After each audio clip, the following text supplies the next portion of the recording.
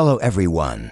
Nearly 7 decades have passed since the Ten Commandments, 1956, stormed theaters, cementing itself as one of Hollywood's most legendary epics. Cecil B. DeMille's biblical masterpiece dazzled audiences with the parting of the Red Sea, thundering plagues, and unforgettable performances. But while the story on screen felt larger than life, the real lives of the actors behind these iconic roles were even more extraordinary, filled with heartbreak, scandal, shocking twists, and tragedies that unfolded far from the silver screen.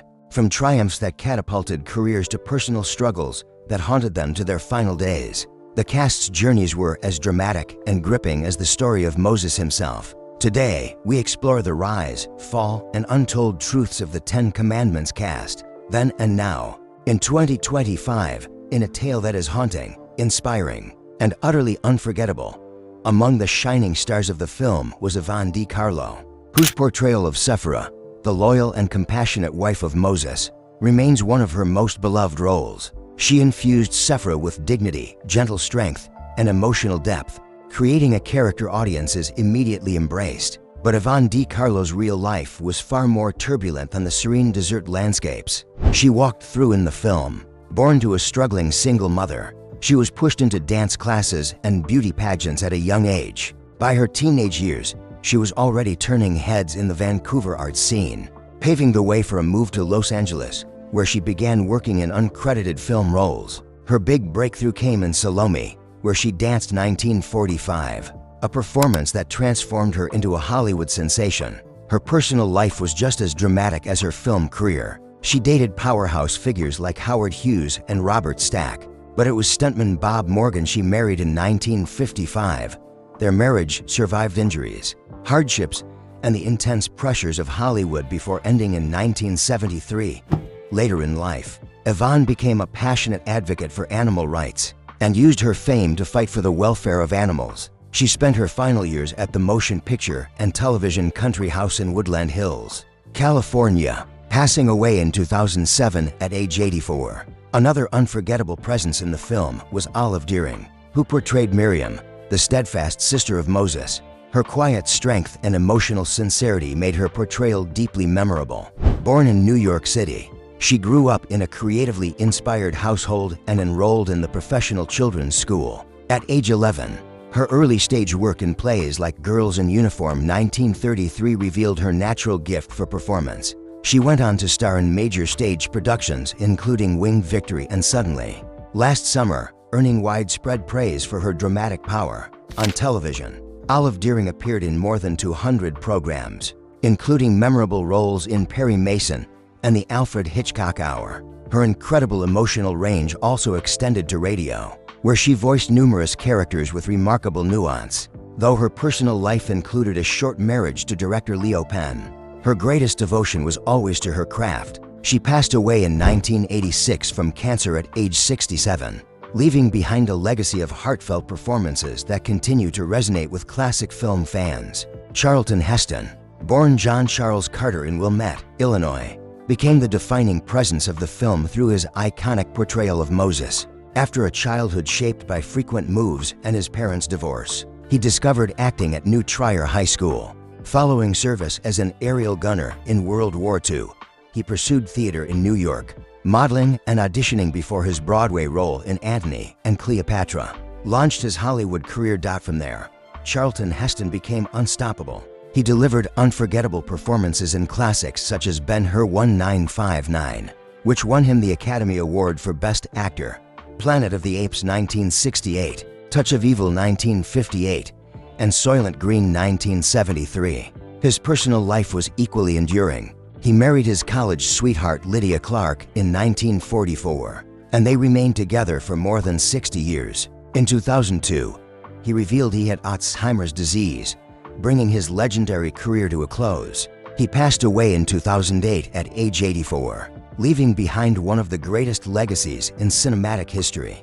The film also showcased the extraordinary talent of Anne Baxter, who portrayed the passionate and conflicted Nefertiti, torn between love and power. With her piercing eyes and emotional intensity, she delivered a performance filled with fury, longing, and unforgettable tension opposite Charlton Heston.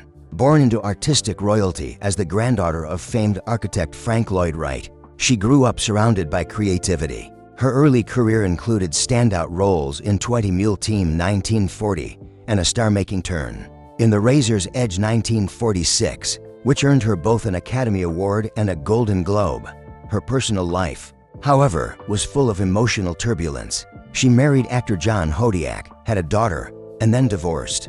In the 1950s, she briefly became involved with Filippo Orlando Tano, linked to the Gambino crime family, a scandal that never slowed her ambition. She later married ranch owner Randolph Gault, had two daughters, and eventually divorced again.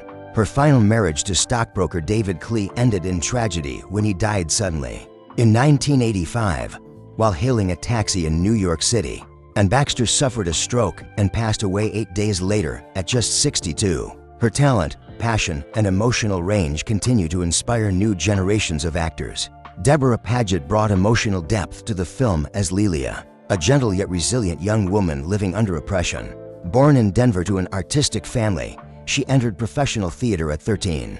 Her Hollywood rise began with Broken Arrow 1950, establishing her as a celebrated young star. Her on-screen chemistry with Elvis Presley in Love Me Tender 1956 fueled public fascination and further boosted her popularity. Despite her success, Deborah Paget chose family over fame. In 1962, she married oil executive Ling Kung, retired from acting, and devoted her life to raising her son. Their marriage ended in 1980, but she never returned to Hollywood. Today, at 92 years old, she remains one of the last surviving stars from the 10 Commandments, a living link to a golden age of filmmaking. Equally unforgettable was Edward G. Robinson, who portrayed Dathan, the cunning, power-hungry schemer whose ambition made him one of the film's most chilling figures. Born in Bucharest, Romania, Robinson immigrated to the United States at age 10 and discovered acting in the vibrant theaters of New York. His groundbreaking role as Rico in Little Caesar 1931 established him as Hollywood's ultimate gangster. Beyond acting, he was a fierce advocate for social justice and openly opposed fascism during the 1930s and 40s, which later caused him to be questioned by the House Un-American Activities Committee. His financial struggles and turbulent divorce forced him to sell much of his priceless art collection, which included works by Picasso, Van Gogh, and Renoir. He passed away in 1973 at age 79 from bladder cancer, but his legacy as a masterful, dynamic actor has never dimmed. Yul Brynner's Ramesses in the 10 Commandments remains one of cinema's most iconic performances. With his steel-eyed glare, commanding presence, and the unforgettable line, "So let it be written, so let it be done," he left a lasting mark. Born in Russia, Brynner led a life of hardship and reinvention, moving across Asia before settling in Paris, where he lived among Russian gypsies, played guitar in nightclubs, and performed as a trapeze artist. In America, he studied acting and achieved legendary success in The King and I, earning both a Tony and an Academy Award. Playing the compassionate Princess Bethia was actress Nina Falk, whose grace and emotional depth gave the film some of its most touching moments. Born in Leeuwarden, Netherlands, she was raised in a creative household by her mother, an American actress, and her father, a renowned conductor. After signing with Columbia Pictures at just 19, she became a familiar face in dramas, thrillers, and Broadway productions. Later in life, Nina Falk became an influential acting teacher at the USC School of Cinematic Arts, shaping generations of film and television talent. She passed away in 2008 at age 84 due to complications from myelodysplasia, leaving a dual legacy as both a performer and a cherished instructor. And finally, there was Judith Anderson, who portrayed Memnet, the sharp-tongued servant whose revelation about Moses' true identity became one of the film's most pivotal moments. Born in Adelaide, Australia, she fought poverty and illness during her early years in New York, but eventually became a towering figure on both stage and screen. Her chilling performance as Mrs. Danvers in Rebecca 1940 remains one of the greatest villain roles in history. She was honored as a Dame Commander of the Order of the British Empire in 1960. And even in her late 80s, she continued acting, appearing in Star Trek III, The Search for Spock 1984. She passed away in 1992 at age 94, leaving a legacy of strength, artistry, and unmatched dramatic power. More than 60 years later, The stars of the Ten Commandments continue to inspire. Their extraordinary lives remind us that every legend has a story. If you enjoyed this journey behind the scenes, don't forget to like, share, and subscribe for more fascinating tales from Hollywood history. Thanks for watching.